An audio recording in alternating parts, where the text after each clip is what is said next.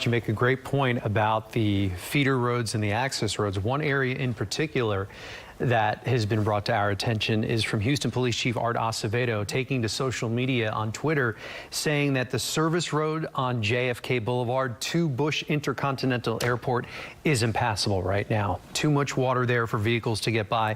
The frontage roads to 59 and Bush all around there are also underwater right now. He's also tweeting that HFD and HPD are now in the process of launching water rescue boats in and around the area of Kingwood Drive. Yeah, and as you mentioned, Bush, we want to remind you folks out there that Bush Intercontinental Airport is at a ground stop right now, so no flights are going in or out. So that just goes along with what you're saying. You can't even really get to Bush Airport at this point. So just a warning to heed at this point. We do want to check in with Channel 2 reporter Robert Arnold, who is in Conroe. And Robert, if you're there, we know that in just 1 hour's time, 5 inches of rain fell, and it's continuing to fall.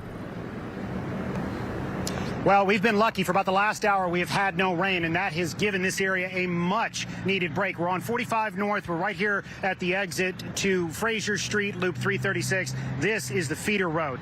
The water has gone down only minimally at this point, and that's only because we have not had any rain in this area for about the past hour. As far as 45 northbound goes, people are getting through on the shoulder. That's the only way, because the water is stretching from the feeder road across the main lanes of 45 northbound. So it's slow going, but people are getting by on the shoulder at this point. As you had mentioned about people flooding, don't get in this high water, we saw that all morning long. When we first got here, there were several cars still trying to get through this high water. Let me walk you through some of what we saw earlier today. This poor Lexus, there was an elderly gentleman who said he was going to the dentist, so he's going through this area. He's got a Toyota 4Runner behind him. He gets scared because obviously the water keeps getting deeper and deeper.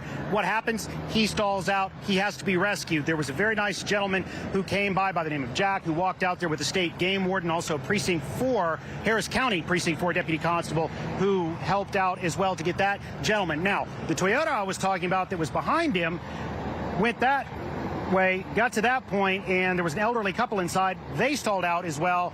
Had to walk out there and get them. These cars were here by the time that we already got here. What we were seeing was you had these people that would come through, not realize this water was that deep, do what so many people have done so many times before. I think we can make it. I think we can make it. And by the time they realize they can't make it, it's too late. We had some other instances where when people got to this point on the feeder road, they realized, uh-oh, this is too deep. So they tried to cut up through here. And what happened, as you can see, this ground is just saturated right here. They couldn't get through to this part of the cement embankment to find any traction, so they come here and they got stuck in the mud. So you had some very nice gentlemen who had some very big trucks, some with 18-wheelers, who had some tie straps, some chains, and they pulled out as many people as they could at this point. But the water's just not going down. As I'd mentioned, 45 northbound at the exit to Loop 336, Fraser Street, right on the outskirts of Conroe, and the water really is not going down at this point. So if you don't have to come through this area, do not come through this area, and certainly do not try and get off of the main lanes because they're going so slowly, and get on these feeder roads, because you're not going to make it through at this point. This water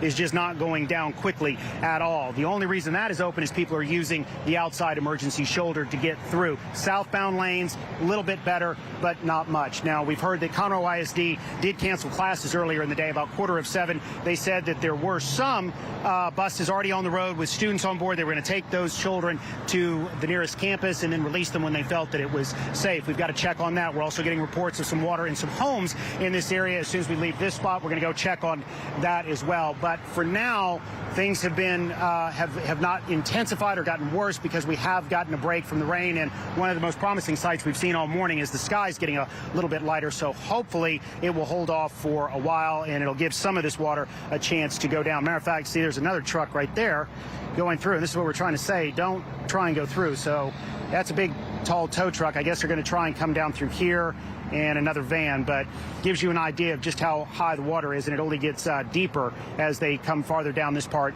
of the feeder road. So again, please, please, please, unless it is mission critical, just stay off the roads until this water has gone down.